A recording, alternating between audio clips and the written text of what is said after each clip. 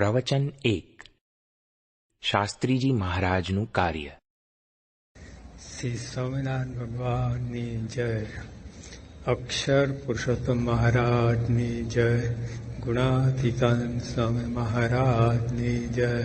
ભગતજી મહારાજની જય. શાસ્ત્રીજી મહારાજની જય.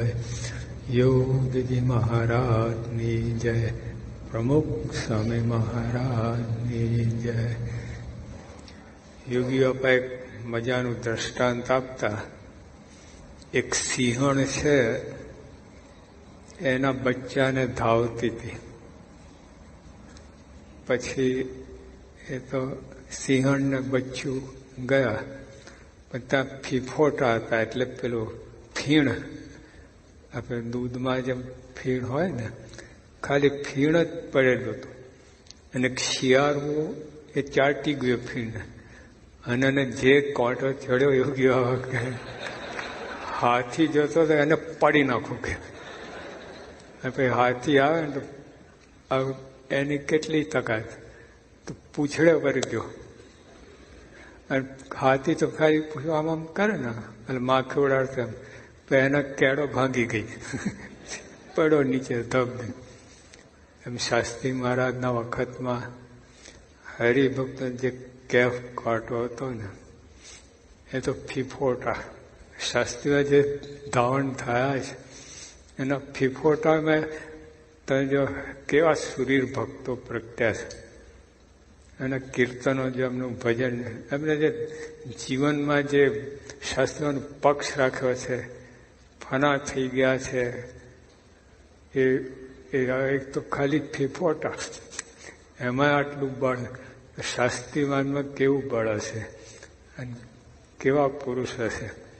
અને પ્રમુખ સ્વામી ધાવણ થયા શાસ્ત્રીમાન, એવા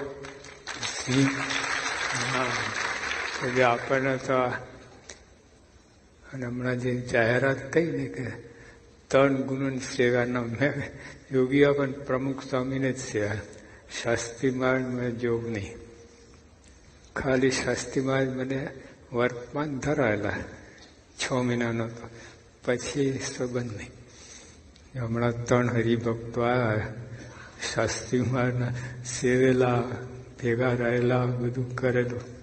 ખૂબ એમની આજ્ઞા પાય જીવન, એમની આજ્ઞા પ્રમાણે, ઈચ્છા પ્રમાણે જીવન બનાવે 3 હરિભક્ત.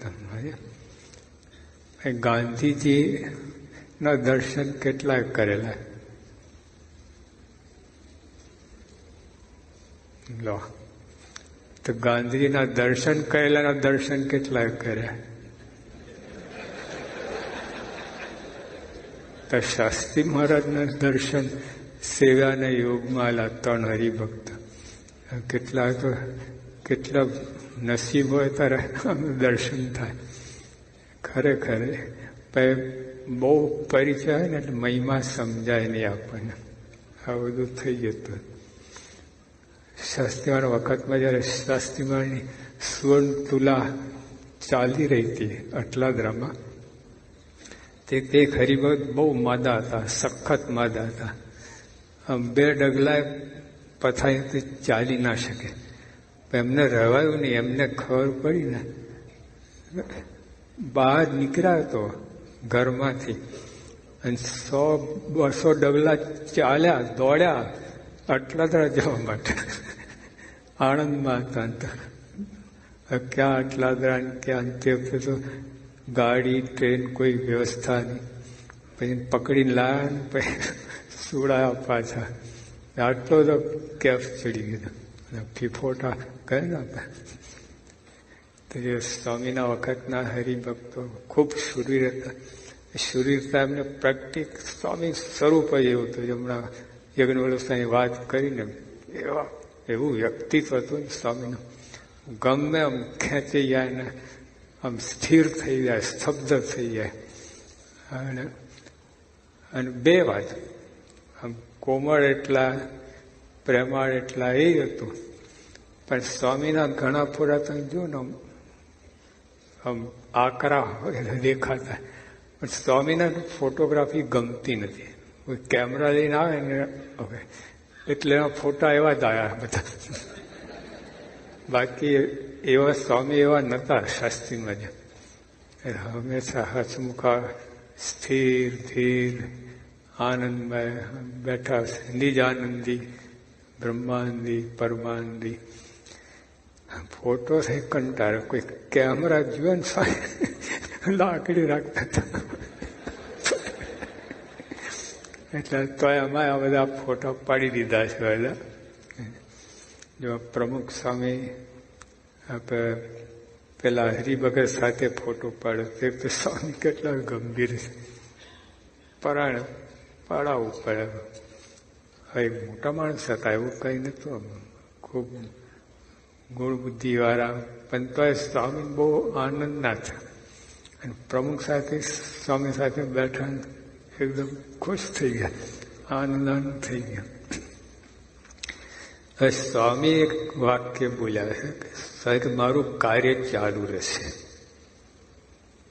આવા વ્યક્તિત્વ ધરાવતા આવા સમર્થ પુરુષ, આવા ભગવાન શાસ્ત્રીમાં એકવાર એવું કહ્યું કે આ સાધુ કેમ શ્રીજી કરે છે, આ શ્રીજી કેમ આ સાધુ કરે છે.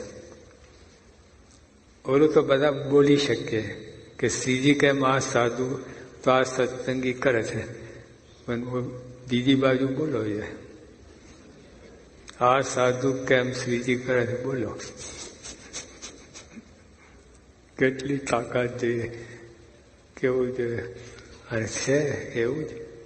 હા, એટલે એવા સાધુ એમનું કાર્ય ચાલુ રહેશે. એટલે એક ઓર્ડિનરી માણસનું કાર્ય ચાલુ રહે છે. એક માતા મહાદેવના પેલા ડેરા ડેરી હોય છે તો ચાલતું હોય, વંશ ચાલતું હોય છે. એક બાવો મઠધારી હોય એનું વંશ ચાલતું હોય. આવા શાસ્ત્રીમાં કાર્ય એમનું વંશ ચાલુ ના એ વાતમાં માલ શું છે. અને આપણે સમજ્યાશું એવું હોય તો.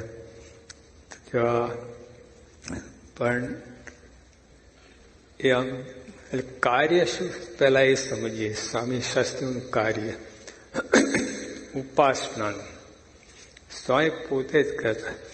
અને આપણે શાસ્ત્રીમાં જ કહો અથવા તો અક્ષર પુરુષોત્તમ ઉપાસના કહો, બે કઈ એકબીજાના પર્યાય. અક્ષર ઉપાસનાની વાત નીકળે શાસ્ત્રી મહારાજ યાદ આવે જ તમને. તો શાસ્ત્રી મહારાજની વાત નીકળે તો ઉપાસનાની વાત સમજાય જ આપણે. એ બે એક છે, નોખા નથી પડતા. સ્વામી કે મારો જન્મ ઉપાસનાના મંદિર માટે છે. મંદિરો નહીં, મંદિર તો ઘણા છે. ઉપાસનાના મંદિર. અને ઉપાસના એટલે અક્ષર ઉપાસના બી કોઈ ઉપાસના જ નથી. આ એક જ ઉપાસના છે. તો કેવું જો ગુણાતન સ્વામી બોલ્યા નિયમ પારવા, ભગવાનનું સ્વરૂપ ઓળખવું, સંતનું સ્વરૂપ ઓળખવું, તેને ધન્ય છે, ધન્ય છે, ધન્ય છે, તેના પર રાજી રાજી રાજી. આ શાસ્ત્રીમાંનું કાર્ય. નિયમ પારવા એટલે આજ્ઞા અને ઉપાસના બે પાંખો. ઉપાસના ભગવાનનું સ્વરૂપ ઓળખવું, સંતનું સ્વરૂપ ઓળખવું. એટલે ભગવાન શ્રીજી મહારાજ અને સંત ગુણાતીતાન સ્વામી બે સ્વરૂપ ઓળખવા.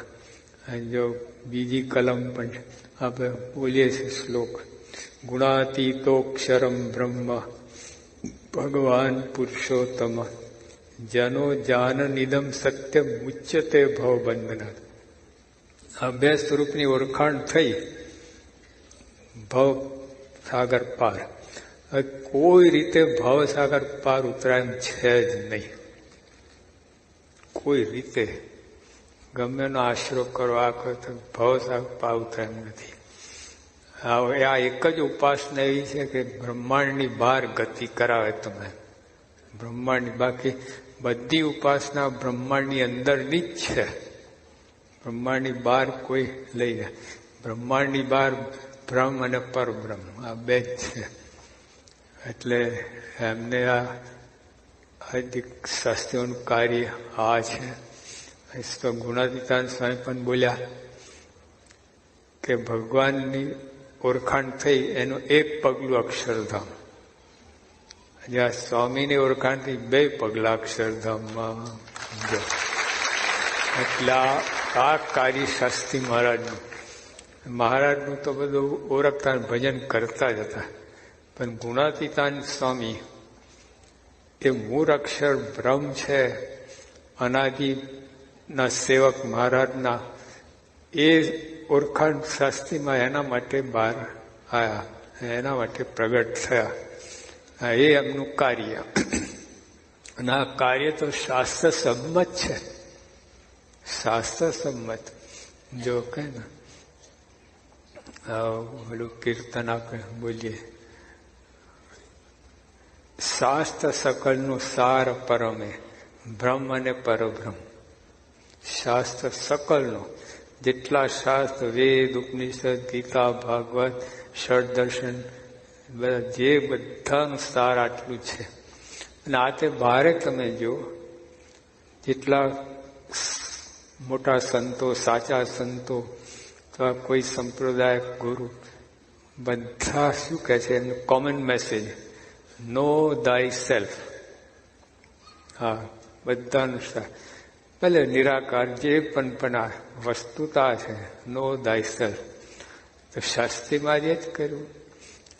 આપણું સ્વરૂપ, આપણે અક્ષર છીએ, બ્રહ્મ છીએ, આપણે આત્મા છીએ. આ નથી આ શરીર દેખાય છે. એટલે એ પોતાના સ્વરૂપ ઓળખાય આપણને. અને આમે તમે જો, આ દેહના ડોક્ટરો બધા કેટલા બધા, ઓર્થોપેડિક સર્જન હોય, ઓપ્થોમોલોજીસ્ટ હોય, ENT હોય, કાર્ડિયોલોજીસ્ટ હોય, આ બધા દેહના ડોક્ટર બધા. પછી મનના ડોક્ટર, ન્યુરોસર્જન, સાયકોલોજીસ્ટ, સકાઇટ્રિસ્ટ, એ બધા મનના. અને આ છે જીવના ડોક્ટર. ત્યાં રોગ લાગુ પડ્યું છે. કામ, ક્રોધ, લોભ, મોહ, મત્સર, આશા, તૃષ્ણા, ઈર્ષા, અહંકાર, છળ, કપટ, દમ, આ બધા અંદર એવા ભરાઈ રહ્યા છે ને. જો અત્યારે આ લોકો વાયરસ શોધ કરી, બેક્ટેરિયાનો વાયરસ, પહેલા આ લોકોને કોઈ ખબર નથી. એટલે બધું દેહના રોગ ને બધું, અને જુદા જુદા સાધનો હતા. પહેલા ઓલો જે પગ શરણ કાપે ને તો રીસર વહેરે, ક્લોરોફોર્મ કાંઈ એવું કઈ હતું જ નહીં. પેલા પકડીને પગ, પેલા એવું હતું બધું. એમાં કરતા હતા તો ખબર ના પડે ક્યારે પગ કપી ગઈ, ક્યારે થઈ ગયું. પણ પેલા આ રીતે હતું બધું દેહના. પછી મનના રોગ.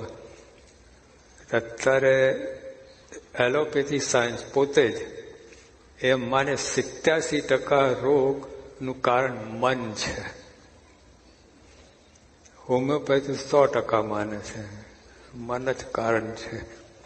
અને બધા સાયન્સ બધા આના પર. અને હવે તમે જુઓ, સાયકોસોમેટિક મેડિસિન આપવામાં આવે છે. તો માથું દુખતું હોય ને, સીધી એસ્પ્રિન ના આપી દે.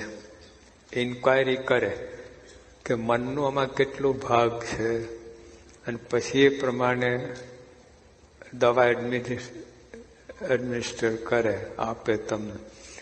બાકી અને મનના કાન ઘણા બધા. જો આ લોકો કહે છે મન અને પ્રતિકાર શક્તિ અને ગાઢ સંબંધ છે, ડેન્સલી રિલેટેડ. જરાક મન ઢીલું પડ્યું તો પ્રતિકાર શક્તિ અંદર ઇન્ટરનલ ફાઇટિંગ ફોર્સ ઢીલી પડે, અને પછી બેક્ટેરિયા વાયરસ એટેક કરી શકે. ત્યાં તાકાત નથી. ના તો અનુભવેલો. અમે ત્યાં મુંબઈમાં પેલી માહિમ વિસ્તારમાં પધરામણી ગયા હતા. એટલું ગંદુ ગટર, અને છોકરા બધું બગાડેલું. ત્યાં તો બહાર જાય ને સંડાસ, પગ ક્યાં મૂકવું ત્યાં પહોંચવા માટે એવો પ્રશ્ન. એમાં રહે ત્યાં એક બાળક સૂતો હતો, ત્યાં ઉપર કાળું કપડું ઓળ્યું એવું લાગે, પણ પાસે ગયા તો એ માખે ઉડી અને બાળક નાગો. આટલી ગંદકી, મચ્છર ને માખણ ને ચાંચડ ને માખણ ને બધા પછી બેક્ટેરિયા વાયરસ બાકી રાખે, પણ ત્યાં એને કાંઈ ના થાય, માથા પડે જ નહીં. અને ઓલા કંબાલા હિલમાં 5 માઇલનો રેડિયસમાં એક મચ્છર ના મળે, છતાંય લોકો મચ્છરદાઈ બાંધીને સૂતા તો મલેરિયા થાય. કારણ મન ઢીલું પડ્યું એટલે બધું થયું. તો અત્યારે આ ઘણા સંશોધનો થયા છે, ઘણા દ્રષ્ટાંતો છે. એક જ દ્રષ્ટાંત તેને આપીએ કે ઇંગ્લેન્ડમાં એક પેલી મોટલ હતી, એમાં એક ભાઈને કોલેરા થયો ને મરી ગયો એ રૂમમાં. પછી 6 મહિના પછી ફરી એ રૂમ વાપરવાની શરૂ થઈ. તો હવે એક બાજુની રૂમમાં એક જણને ઉતારો આપ્યો હતો મોટલવાળા, પણ એને કહેવામાં આવ્યું હતું કે આ રૂમમાં પેલો એક માણસ કોલેરા થયો મરી ગયો હતો. હવે આ રૂમમાં થયો, પણ ઓલો ઉતર્યો તો એ રૂમમાં નથી, પણ તો એના મનમાં થયું કે આ તો એને કોલેરા થયું મરી ગયું. મન કેવું છે, એટલે આ બધું મનનું ખાતું છે. મનના ડોક્ટર, પણ જીવના ડોક્ટર એ તો અનાદિકાળથી આ રોગ, જન્મન જન્મનું રોગનું કારણ જ આ છે. જીવમાં જે રોગ છે, ભવ રોગ, એ લાગુ પડ્યું છે આપણને. એમાંથી મુક્તિ અપાવે આ યોગ શાસ્ત્રીમાંનું કાર્ય એ છે. હા, ઓલા બધા તો શરીરના રોગ મટાડે નહીં, મનના રોગ મટાડે બધું, પણ આ કેટલા સમર્થ યોગીઓ થઈ ગયા, લાખ વર્ષ સુધી એમ ધ્યાન કરે, શરીરને મનને વતાવેલા, અને તો ભવ રોગ મટ્યો નહીં, વાસના નિર્મૂળ થઈ નહીં. અને આપણા મહારાજના વખતમાં હજારો હરિભક્તો નિર્વાસનિક થઈ ગયા. ગ્રસ્તાશ્રમમાં રહેવા છતાં પર્વતભાઈને 7 દીકરા હતા. અંતે બ્રહ્માંડ સ્વામી ઉર્ધ્વેતર નૈષ્ટિક બ્રહ્મચારી હતા. તો મહારાજ કે બ્રહ્માંડ સ્વામી તમે જે ગુણ બુદ્ધિવાળા, ખરેખર હરિભક્તા પર્વતભાઈ છે. 7 દીકરા છે. અખંડભાઈ 3 વસ્તુ અમને જુએ છે, ધારે છે. કેવું કહેવાય, શિવલાલ શેઠ કેવા સ્થિતિ ધરાવનારા. એટલે અહીંયા તો કોઈ પ્રશ્ન એવો છે જ નહીં. અને ધામમાં કંઈ ત્યાં ભેદ છે નહીં. અમે આ બાજુ બેસો તમે આ ભાઈ બધું અહીંયા છે, બધું એ વ્યવસ્થા છે, એની જરૂર છે. એવું કે એ બધા પ્રોગ્રેસ, તમારે પ્રોગ્રેસ, અમારે પ્રોગ્રેસ માટે આ બધું એક વ્યવસ્થા, નિયમ છે, એ રાખવું જોઈએ. તમારે રખાવવું પડે આ નિયમ, અમારે રાખવું પડે. એટલે નિયમ જે સ્વામી એટલે કહ્યું ને, નિયમ પારવા, ભગવાનનું સ્વરૂપ ઓળખવું, સદનું સ્વરૂપ ઓળખવું, તેને ધન્ય છે, ધન્ય છે, ધન્ય. આ શાસ્ત્રીઓનું કાર્ય છે. જો હમણાં નિયમની કઈ વાત કરી યજ્ઞોલ સ્વામી, બીજા સંતોએ કરીએ છે બધે. શાસ્ત્રીય નિયમ એટલે કડી તો ગોરધનાથ કોઠારી જેવા 2000 સદમાં જોટો ના જડે આવી વાત કરે. એ મોટા સદગુરુના તકિયા પોલા છે એવું બોલ્યા શાસ્ત્રીમાં ના. એટલે એમના નિયમ બધી વાત. એટલે આ 2 વસ્તુ એમાં સ્વામી શું કે, એમાં રાજી રાજી રાજી અને ધન્ય છે, ધન્ય છે, ધન્ય છે. 6 નોબલ પ્રાઇઝ આપે છે, 6 નોબલ પ્રાઇઝ એવું. એટલે આ શાસ્ત્રીમાંનું કાર્ય, આ કાર્ય ચાલુ રહેવાનું છે, આ ઉપાસનાનું. અને અત્યારે આપણે સંતો ભણે છે, ભદ્રેશ સ્વામી અહીં આવી કે બધે સાઈન લાભ મળે. હા હા. પછી આ બીજા સંતો ત્યાં છે, બધા વિદ્વાન સંતો બધા ભણી રહ્યા છે. અને બીજા અહીંયા તમારે લગભગ 40ની ટીમ હરિભક્તો, કિશોર કિશોરીઓ, યુવક યુવતી, એ લોકો આ ફિલોસફીનું લીધું છે. બોલો, એના માટે એટલે બધું આપણી ટીમ બધી તૈયાર થઈ રહી છે. પછી બધું એટલે સ્વામીનું કાર્ય ચાલુ રહેશે એટલું નહીં, વધશે, મલ્ટીપ્લાય. એટલે એમવે હશે ને, એમવે કે આમ મલ્ટીપ્લાય એવું આ છે. એના કરતા જોરદાર છે. એક ઝાપટે કેટલાક સત્સંગ થઈ. પ્રમુખ સાહેબ મહારાજ આવ્યા હમણાં અમેરિકા, કેટલા બધા પાવર આવી ગયો, કેટલા જોમ આવી ગયો, કેટલું બધું, અને કેટલાના કામ કાઢી નાખ્યા હતા. એટલે આવા પુરુષ હોય ને, એટલે એમનું કાર્ય આ છે બધું. પેલા તો આ પુરુષ જે તો યજ્ઞોલ સાહેબ ખૂબ સરસ વાત કરી, બહુ મુદ્દાની વાત કરી કે શાસ્ત્રીમાં આપણને કેમ ગમે છે. પ્રમુખ સ્વામી આપ્યા, પોતા જેવા જ આપ્યા આપણને, એટલે ગમે છે આપણને. એમ કે એક જ પુરુષ હોય બધું ચાલે, પછી બીજા એના આધારે બીજા તૈયાર થાય, પણ એકની જરૂર છે. એટલે એ કાર્ય ચાલુ જ રહેવાનું છે. મહારાજ કે આ બ્રહ્માંડ રહેશે ત્યાં સુધી આ ભગવાન પ્રગટપણું રહેવાનું છે. અને એના આધારે આ ઉપાસનાનું કામ ચાલુ જ રહેવાનું છે. એટલે ઉપાસના દ્રઢ થાય તો ગુણાતીતાનંદ સ્વામી બોલ્યા કે જેને નિષ્ઠા થઈ એને સાધન સર્વે થઈ રહ્યા અને કાંઈ કરવું રહ્યું નથી. હા, બધું નિયમ ધર્મ હોય, ઉર્ધ્વતા નૈષ્ટિક બ્રહ્મચર્ય બધું હોય, પણ તો ઉપાસના પાકી ના હોય તો કામ ના થાય. મહારાજે કહ્યું પંચાલાના 7માં, ઉર્ધ્વતા નૈષ્ટિક બ્રહ્મચારી હોય, મહાત્યાગી ને મહાઆત્મનિષ્ઠ હોય, પણ જો ભગવાન સ્વરૂપ જેમ છે ઓળખે નહીં તો એનું કલ્યાણ થવું અતિ કઠણ કર્યા. અને ઉપાસના વાળો તો ગુણાતીતાનંદ સ્વામી જતા હતા ઓલા ભોગાવાને કાંઠે, અને ઢૂંઢ્યો તપ કરતો, પંચાંગની તાપે. એક તો વૈશાખ મહિનો અને રેતી દેશમાં કઈ તપી જાય તો એમાં શીર્ષાસન કરે અને ઉપર સૂર્ય તપે અને ચારે બાજુ અગ્નિ પ્રગટાયેલું આખા સર્કલ. ગુણાતીતાનંદ સ્વામી કે શિવલા લાખ કોણ છે? કે સ્વામી તમે નતા મળ્યા, પહેલા મારા ગુરુ છે.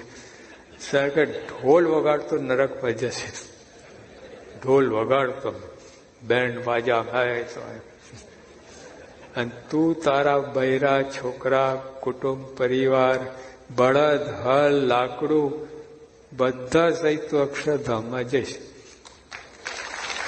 કેમ? તને મારો આશરો છે. અને સ્વામી બીજી વાતે બોલ્યા, દૂધ સાકર ને ચોખા જમે, હિંડોળા ખાટમાં હિંચકે, સેવાના કરનાર રડનારા બીજા હોય, ત્યાં લુગડાગડા બીજા ધોઈ નાખે, ત્યાં કમાઈને ખાવાનું તૈયાર આપે, બધું કરે, અને તો અક્ષરધામમાં જાય. લો, પણ ક્યારે ભગવાન દ્રઢ આશરો હોય તો. જો ઉપાસનાની શુદ્ધિ વાત થઈ, શાસ્ત્રીમાં એ કાર્ય કર્યું છે. ઉપાસનાની શુદ્ધિ એમાં કાંઈ લોચા લાપસી રહ્યું જ નથી. સ્વામી પહેલાથી બાળપણથી જ એકદમ સત્ય વક્તા હતા, અને જરાક પોલ બીજી લોચા લાપસી ચાલે જ નહીં. એકાદશીનો ઉપવાસ હતો, અને સ્વામી તે ઉંમર 4 વર્ષની ઉંમર, પણ તે જમ્યા નહીં અને જાનમાં ગયેલા. બીજા બધા તો ઠપકાર.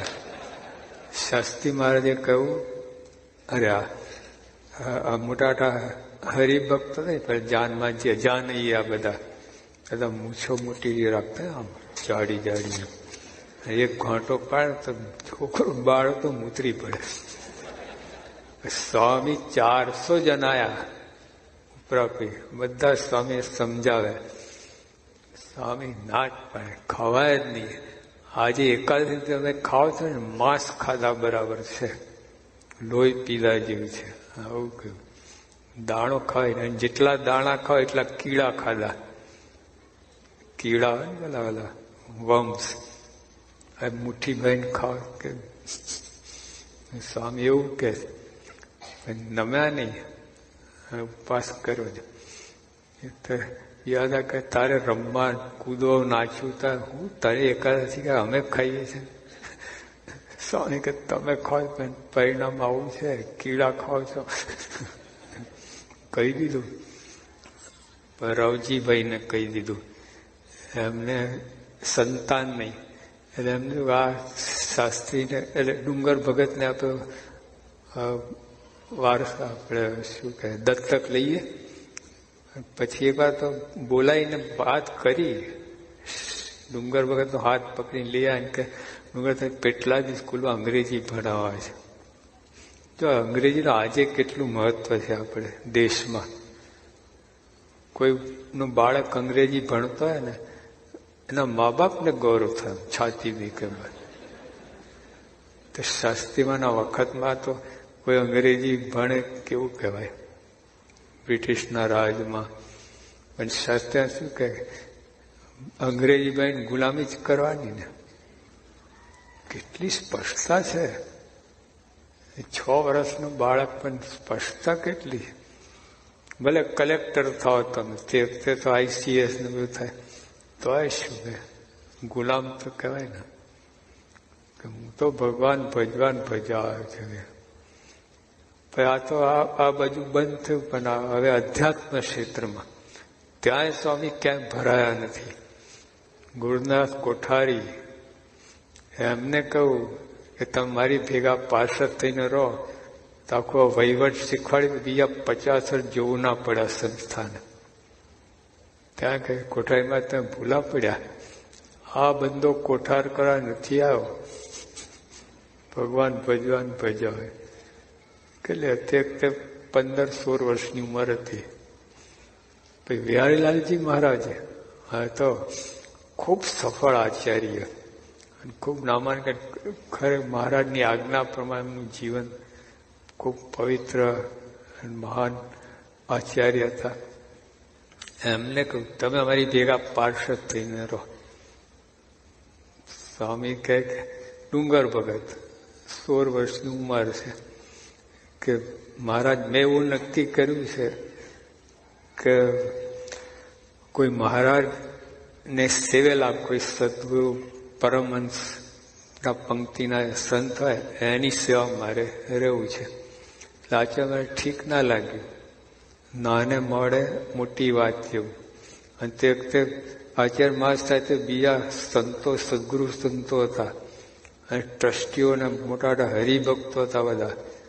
અને શાસ્ત્રીઓ તો એકલા કહીએ એમ, ચારે બાજુ હરીના હોય આપણે સ્ટેડિયમ વચ્ચે એકલા હોય અને ઓલા બધા સામે જોતા કેવું લાગે. તો શાસ્ત્રી ના પાડી. આચાર્ય મારે કહ્યું કે છોકરા તને કોઈ મંદિરમાં પેસવા નહીં દઉં. સ્વામી કે ભલે. કેટલી તેજ કહેવાય, કેટલો પ્રકાશ કે બોલી તો જો. સ્વામી કે ભલે કે તમારા મારે અટકી નહીં રહે. હા, મોક્ષ તમારા હાથમાં, બીજું બધું તમારા હાથમાં છે, મોક્ષ હાથમાં. મોક્ષ વાળા ગુરુની શોધમાં છું, ક્યાંય ભરાય નહીં. આખું મેળાઓનું મંડળ આવે ને, સત્સંગ મંડળ, તો ખાન પાન એમાં પડી જાય થાર. પણ શાસ્ત્રીમાં ડુંગર ભગત 11-12 વર્ષની ઉંમર સદગુરુના આસને જાય, એમની સેવા કરે, પ્રશ્નોત્તર કરે, સમાગમ કરે, પણ તો ક્યાંય ભરાયા નથી. જોવાની ખૂબી આ છે. સદગુરુ ત્યાગ વૈરાગ અને બધા નિયમ ધર્મ અને જ્ઞાનમાં મારી નિષ્ઠા ભજન ભક્તિ જીવન એટલું બધા શાસ્ત્રને કોણ જાણે કેવું મનમાં હતું કઈ કોઈ જગ્યા ભરાય નહીં. ભગતજીમાં ભરાઈ ગયેલા. દરજી, અભાણ, ગ્રહસ્થ અને કેવા ભરાયા. ધોરા પહેરવા પડ્યા. ભગવા પહેરેલા તો 1.5 વર્ષ ધોરા પહેર્યા ભગતજી મહારાજ માટે. કેવા ભરાય જોવું. હવે એવા એમને શાસ્ત્રી મહારાજ રોક્યા હતા. ભગતજી કહે કે તઈ નિષ્ઠા કેવી? તો ભગવાન સ્વરૂપ માનવું આ ના કે અડધી નિષ્ઠા કહેવાય. ગુણાતીતાન સાહેબ મૂળ અક્ષર બ્રહ્મ છે અને આપણે અક્ષરરૂપ થઈને ઉપાસના કરી તારે પૂરી નિષ્ઠા કહેવાય. તો શાસ્ત્રીમાં જ બોલ્યા મારા ગુરુ મને તો આ કઈ વાત કરી જ નથી કે તારા ગુરુ જાણે કહી શકતા નથી. તો એવું હોય તો મને એવું કંઈ ગોઠવી આપો અને મારા ગુરુ કે તો માનો. સ્વામી ખાટલાંચીય સંત થઈ ગયા હતા અને ભગતજી બધી વાત કઢાઈ મૂળક્ષરપણાની અને પછી એકદમ નીકળ્યા નીચેથી. ગુરુજી તમે આ વાત કેમ ના કહી? અલા તું ક્યાં હતો કે? પછી વાત કહી કે હજી મહારાજની વાત બેસતી નથી એ લોકોને. તો સ્વામીની વાત તો ક્યાંથી થાય? પણ આ વાત બધી સાચી છે. અને ત્યાં જે પાવર પછી સ્વામી ઉપાડો કરો ને કે અમારે બીજું કરવાનું શું છે? મારે તો કોઈ ઈચ્છા બીજી છે નહીં. એકદમ નિષ્પૃહી, બધી રીતે માન તાનમાંય નહીં, કાંઈ નહીં. જો આ વાત સાચી છે તો પછી જંપલાનું માથું હાથમાં લઈને. તો આવા પુરુષ એમને આપણને જ્ઞાન આપ્યું છે, આ ઉપાસના આપી છે. અને શુદ્ધ ભાવથી, શુદ્ધ ઉપાસના શુદ્ધ ભાવથી. શાસ્ત્રી મહારાજે આ બદલો લેવા નથી કર્યો, મંદિરો બનાયા. તો મનસ્વીપણે આ મંદિરો બનાવ્યા નથી.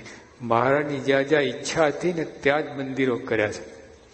જો વડતાલમાં નથી કર્યું, ત્યાં કઈ મહારાજને એમના વખત થઈ ગયું, ત્યાં કઈ એવું હતું નહીં. ગઢડામાં હતું, ટેકરા ઉપર. મારી ઈચ્છા હતી ના થયું તો નીચે ગોપીનાથ મંદિર. પછી સ્વામી એના કેટલું દાખલો, 30 વર્ષ દાખલો કર્યો ગઢડાને જોઈન માટે. અને ભાવનગર સરકાર કૃષ્ણકુમારસિંહથી ચેકો મારી દેવો, લાલ લીટો કે શાસ્ત્રી દાસને ગઢડામાં 1 ઇંચ જમીન મળે નહીં. સ્વામી કે હું લઈને જ રહીશ અને તમારા હાથે જ ખાતમુહૂર્ત કરે છે. બધું થયું એ રીતે. અને બોલ્યા કૃષ્ણકુમારજી કે રાજ સત્તા કરતા ધર્મ સત્તા ચડે. હવે કબૂલ કરવું પડ્યું. કળશ તો ખાતમુહૂર્ત તો થયું અને કળશ ચડ્યા એમના હાથે. તે વખતે અમને દીક્ષા આપેલી. કળશ ચડ્યા. બધું શાસ્ત્રીમાં ધારે કહી શકે. કીર્તન ને સ્વામીજી તો મહાપ્રતાપી, એનું ધાર્યું થાય.